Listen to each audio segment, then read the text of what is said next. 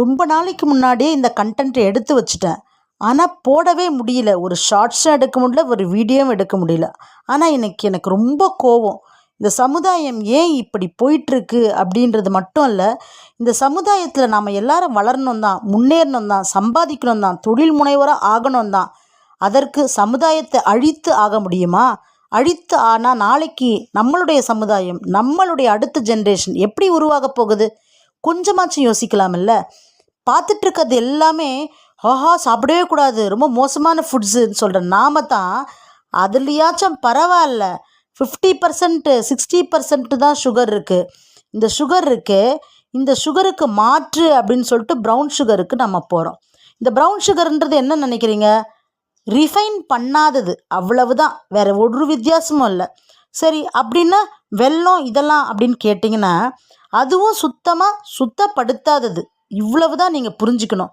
பார்த்துட்ருக்கீங்களே malt, இதிலெல்லாம் எவ்வளோ sugar இருக்குன்னு தெரியுங்களா?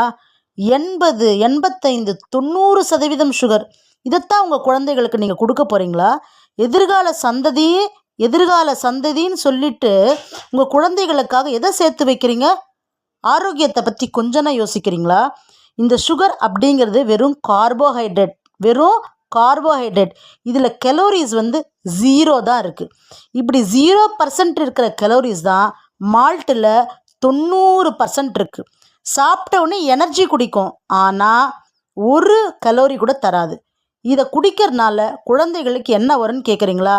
டயபெட்டிக் வரும், ஒபிசிட்டி வரும், ஹார்ட் அட்டாக் வரும், எல்லாமே வரும். எதிர்கால குழந்தைகளுக்கு நீங்கள் வெறும் சுகர் தான் கொடுக்க போகிறீங்களா?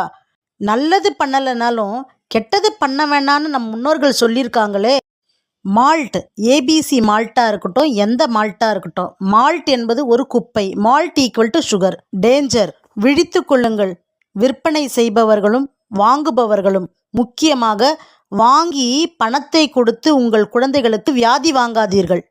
மால்ட்டு பற்றின இன்னும் நிறைய புள்ளி விவரங்கள் உங்களுக்கு தெரிய வேண்டுமா? நிச்சயமாக சொல்லுகிறேன். ஆனால் இந்த வீடியோவை நீங்கள் ஆதரிக்க வேண்டும். நன்றிகள். வணக்கம். கவிதா பலராமன்.